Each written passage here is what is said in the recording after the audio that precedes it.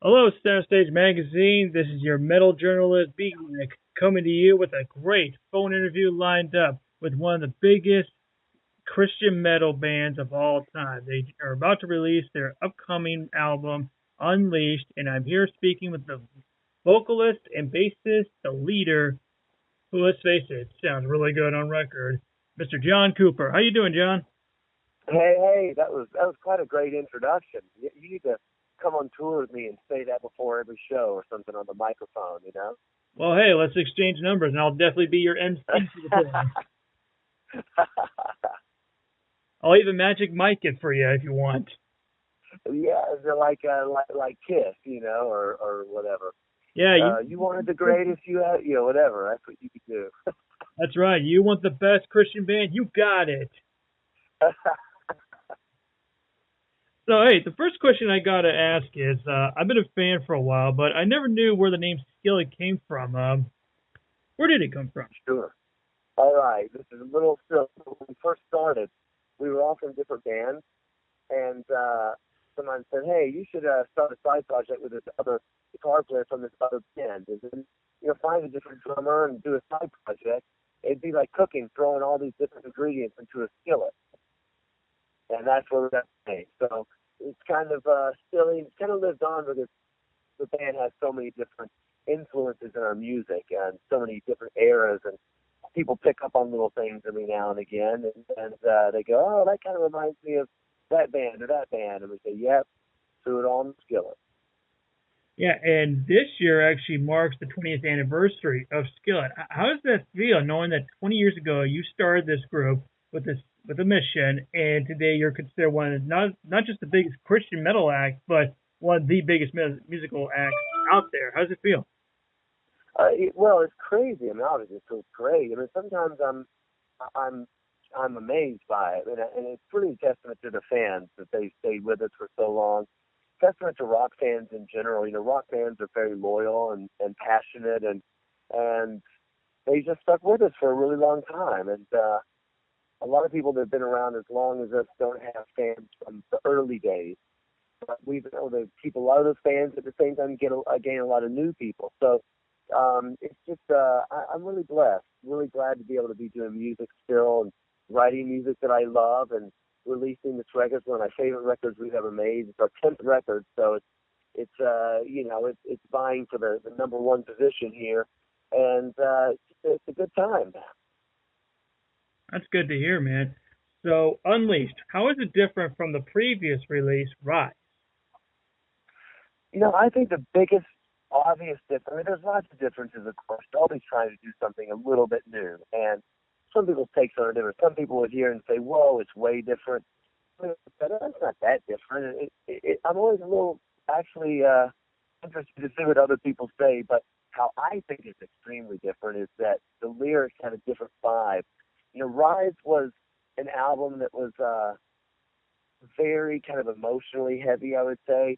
It was an album that was talking, kind of pointing out a lot of the problems in society and talking about them and facing those problems head on. And it made for, I think, hopefully an impactful record, but also a very kind of heavy record to listen to lyrically. And when we started making this record, started writing this record, I just thought, man, I want to write some songs that are not heavy to listen to, that are just party songs and workout songs that you can turn on and go for and just feel good, because Skillet hasn't done a lot of that kind of music. And that's really what we kind of set out to do, and I think that we accomplished that. It's just really a fun record to listen to. It's a great workout album, very energetic record, and the songs are just a lot of fun. And they weren't overthought in terms of the lyrics. Like, well, is there a different way to say this? It could be more impactful. It's just kind of like, hey, this is what we feel right now, and it's a good what do you call it? Crowd chanting song. Like fist in the air, pumped up, get loud. It's just a really fun record to listen to. So I think that's the biggest difference. Yeah, I agree with you because when you hear songs like Feel Invincible and Back from the Dead, you just want to put your fists up there and be like, yeah, yeah. Well, thank you. I'm glad. Yeah, when we did Feel Invincible, when I wrote it, I told I told my manager, I said, we have this song that needs to be like played at the Super Bowl. Something about it just feels like a fight song, and I hope that people take it that way. I'm glad that you did. Yeah, I did. And if anything, I think you guys would be a better halftime performance than Beyonce and Katy Perry put together. Well, I'm sure that's a matter of opinion, but I appreciate that. That's really nice. Oh, it's more than an opinion. It's fact because I watched both performances, this year's and last year's, and it has turned me off. It's like the halftime performance used to be something that would be like, oh my God, just open your eyes. But they keep putting out pop stars. It's like put out some rock stars every now and then, and not Coldplay. Right, I know what you mean. Well, hopefully rock is gonna kind of make a comeback here. It's in fact, you mentioned. Do you mind if I just talk for a second? I'm yakking. I'm taking over. Oh no, Um, go ahead. It's your interview. I just started like taking the thing over, but it's just because you just said it, kind of reminded me of it. Is the song "Back from the Dead" on our record? People have been asking me what the song's about, and it's one of those things as a songwriter. You're like, I really want to tell the real story. Some people might think it's stupid, but I think it's kind of funny. And the story behind the song really was that very thing we just mentioned, that so many people hate on rock music, and they're like, oh, rock is dead and rock is over, and everybody, even Gene Simmons of all people, saying, oh, rock is dead, it's never coming back. And um I just wrote that song "Back from the Dead" because that's just not what I see every day. When we go out to play shows, rock fans are so loyal, and there's thousands of people going to rock shows and rock events because rock music does something that no other kind of music does. And it's the energy and the passion and, just the, man, when you're feeling angry, there's nothing like rock music. So I do think that, the trends are kind of coming our way. And I don't think it'll be that long before you start seeing some more rock music at the Super Bowl. I'm not saying it will be Skillet, but I think they're going to have some more rock influence. I surely hope so. And in all respects to the great Gene Simmons, his band hasn't done much lately, so he's one to talk. Yeah, yeah. I mean, I'm with you, man. Yeah. So of all the tracks that you've done on this record, Invincible, Resistance, Out of Hell, what would you say was the one track that you really enjoyed putting an effort into? Oh, you know what? I probably would say "Out of Hell." Actually, it's my favorite song on the record. It's probably kind of become a bit of a what do you call it? Like selfish. What do you call it? I'm trying to think of the word. It's a selfish song because I love metal, and Skillet is not a metal band. We're a rock band, and we have obviously a lot of pop influence in our music. I'm very melodic for a rock act, but we're hard rock, and I always want to do some metal tracks on our records, and you end up writing. These days, the competition is so fierce that labels don't let you make records the way they used to let you make. It used to be like, hey, we wrote 10 songs and we went in and recorded them and we wrote another one in the studio and you're done. These days, I mean, you're writing. I wrote 55 songs for this record. The competition is so fierce that they just keep making you write and write and write, and then you got 7 different formats you need to hit at radio, and there ends up not being room on the record for just some songs that I'm like, hey, I don't know if it's a radio single. I just know it kicks butt, and I want it on the album, and I never get what I want. So this record, I just said, hey, I don't care what happens. I'm gonna fight. I'll fight club you guys over this. We're gonna get some metal songs on this record. So we did the song "Out of Hell," and for us, it's one of the most metal tracks we've done. It's really up tempo. It's got a great guitar, like harmony, kind of Iron Maiden or Avenged kind of guitar solo on it, but it's also got a bit of a 5-finger Death Punch kind of like riff to it, and it was just a really fun song to record. And I don't know, that's the one on the record that I keep going back to whenever I'm going for I love to run and work out, and every time I hit the gym, that's the song that I want to hear from the record first. So it's safe to assume that Out of Hell will be on the set list for the upcoming tour that you will plan on doing. Absolutely, and it's funny when you have a new record come out because you don't really know which songs to like really learn because like for all you know, you could think you could think that one of them is going to be really big, and it might be that everyone hates that one but loves another one, and you want to make the fans happy. But I just said, hey, I'm being selfish. We are playing Out of Hell on the tour, and if nobody likes it, then they're going to have to go, go get a drink during that song because we're playing it. It's a little selfish. Hey, a good selfish. Hey, you guys just got done with downloads for in London and Paris. How was the experience playing with guys like Baby Metal, Iron Maiden, Korn, Trivium? How would it feel? Oh, it's awesome. I mean, European rock festivals are insane. I mean, they're.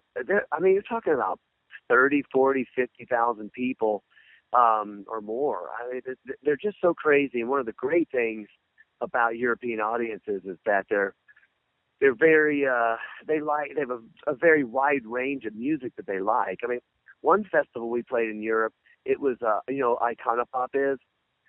They're a pop act. They sing that song, I don't care, I love it. Yeah, it's like one of the biggest played radio pop songs of the year a couple of years ago. We played a festival with Iconopop and Hatebreed, one after the other, same stage. So the fans are what they like is really diverse. Because in America, Skillet playing right before Trivium or Iron Maiden is a little harder to come by.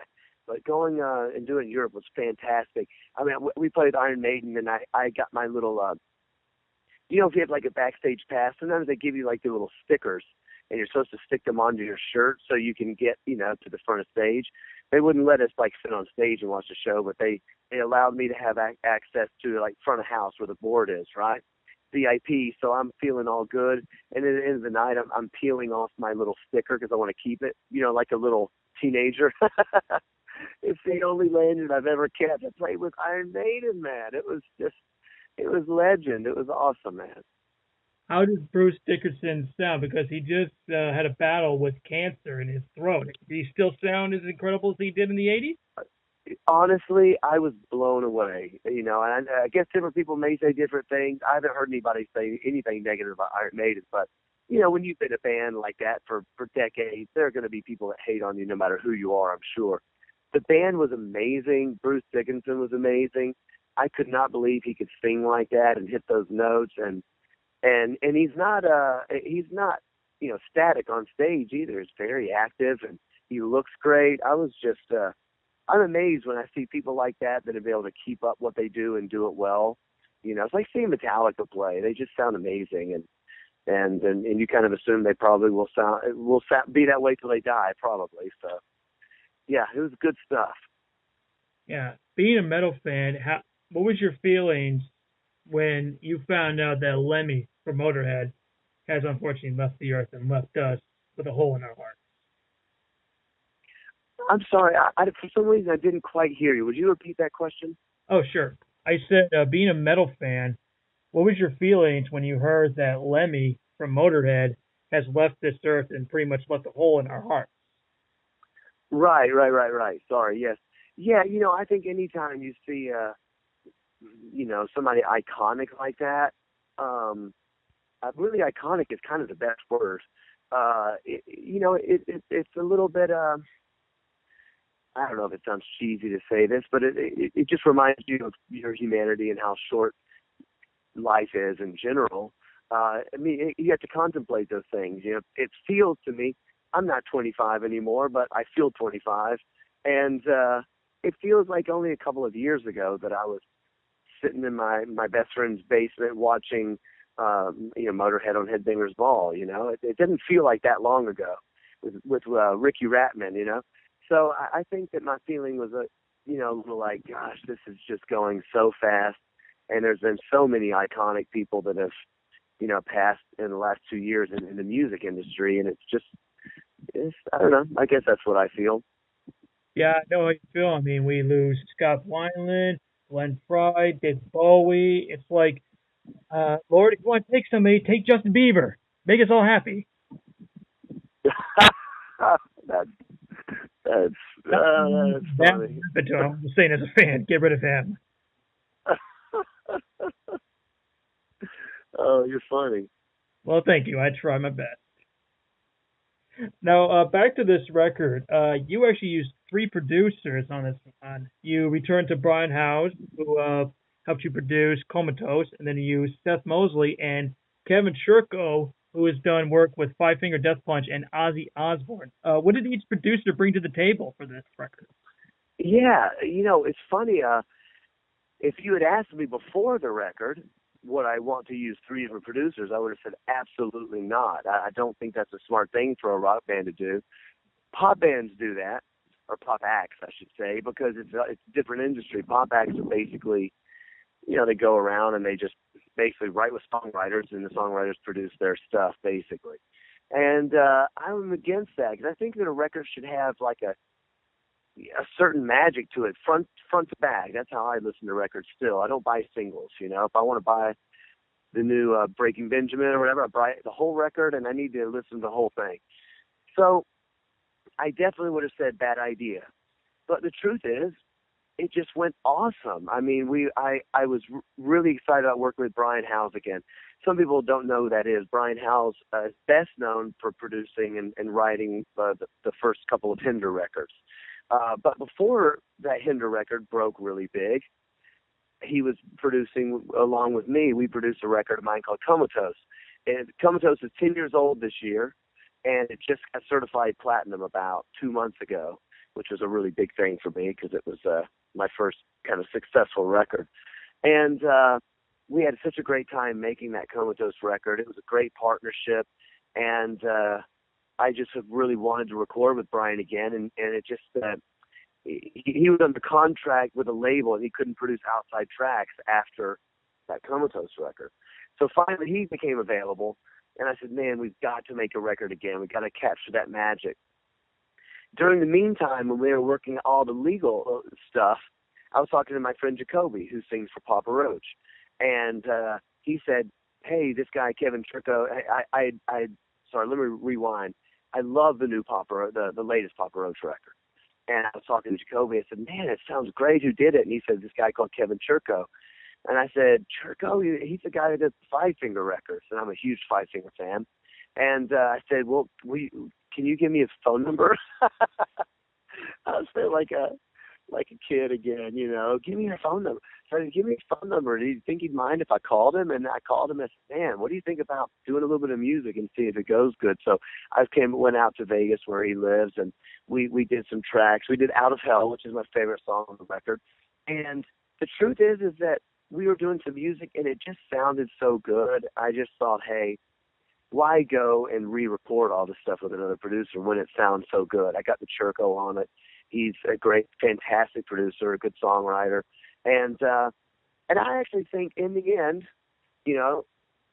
looking back, I'm actually really glad we did multiple producers. I think it keeps the record really interesting, and it keeps the record from like every song kind of sounding the same and having a similar vibe. And I think it's part of what makes the record so much fun to listen to. There's a lot of ebb and flow on the record, so that's the story for that. Well, absolutely. I mean, you get a little something different from each producer, and it's exciting. It's fun collaborating with different things. Yeah, that's what I experienced. Now, I'm not saying that it would always be that way, and there are certainly a lot of producers that I probably would not want to work. I don't really, tell you the truth, I don't really love working with producers in general. I find it really difficult, and I'm very kind of precious about my music. So in the end, I kind of like to work with one person if I like them, but this ended up being a magical thing. So I could see myself doing it in the future with these guys. Well, that's great to hear. We got time for a couple more questions because I know you got a bunch more interviews to do.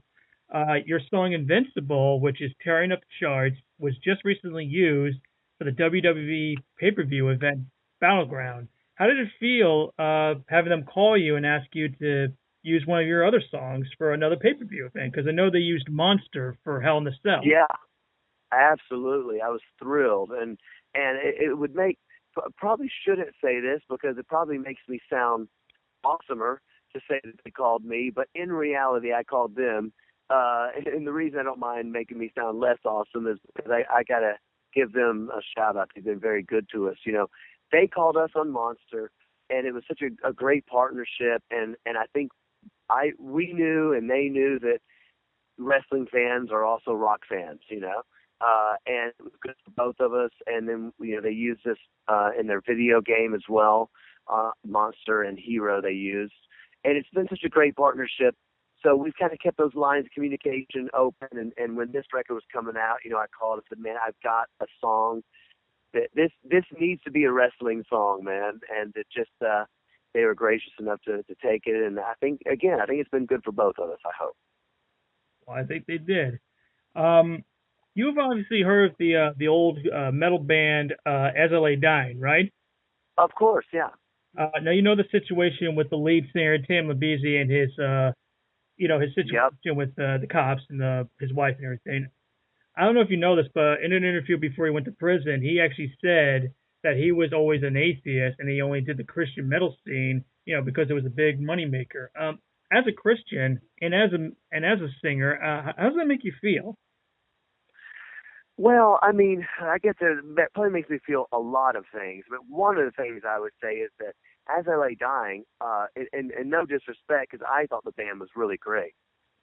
Great music, great guitar players, and all that kind of stuff.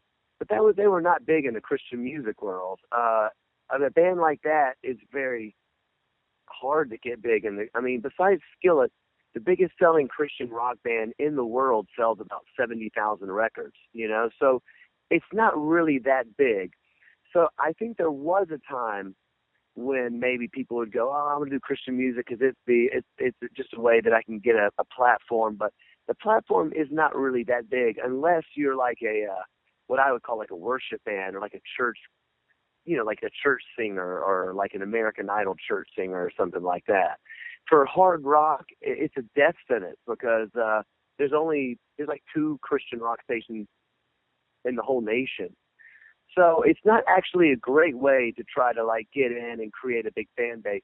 And if you are lucky enough to get a big fan base, like Skillet has been, it's also a death sentence because it took us 10 months to get Monster played on the radio because we were a Christian band. A lot of rock stations didn't want to play us because they were like, oh, you guys suck. You're a Christian band. It must be sucky.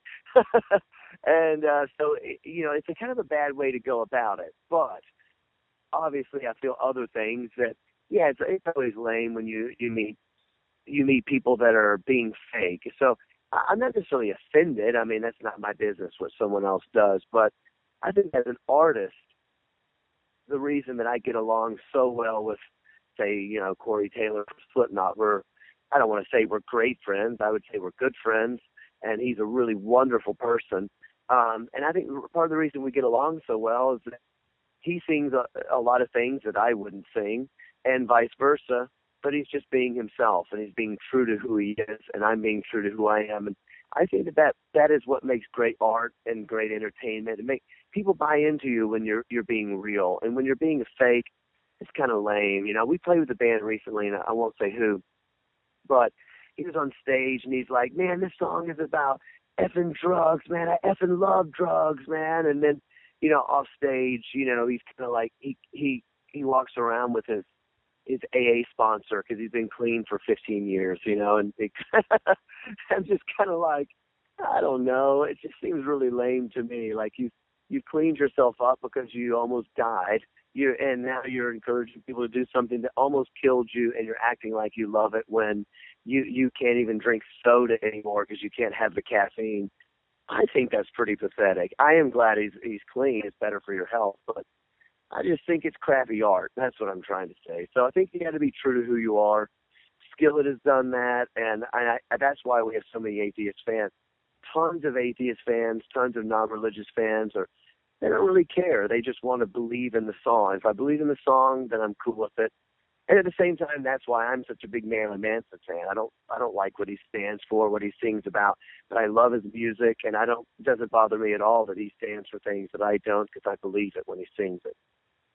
Yeah, I actually agree with you. To each his own. I'm the same way. My final question is this, and I ask this of all my guests. Here we go. Beatles or Rolling Stones? Oh, my phone cut out. Would you say it one more time? I said I always ask this of my guests. So here's the question: Beatles or Rolling Stones? Rolling Stones. My man, I'm a Rolling Stone fan too. Long live Keith Richards. Oh, absolutely. And you know what? I mean, it's old.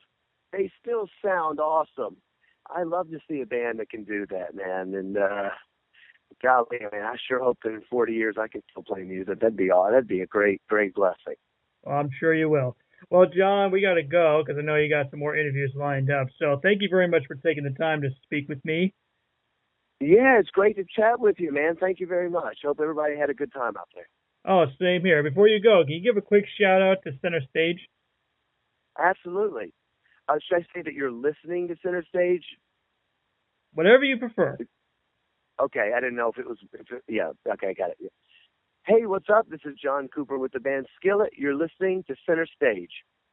Thank you very much, John. And ladies and gentlemen, don't forget to pick up Skillet's new album, Unleashed, which hits stores Friday, August 5th, and I am excited for that. John, good luck with the tour that you're going to do eventually, and I will hopefully see you down the road. You got it. Thank you. All right, peace out, man, and keep rocking. Yeah, you got it. All right, bye, guys. Later.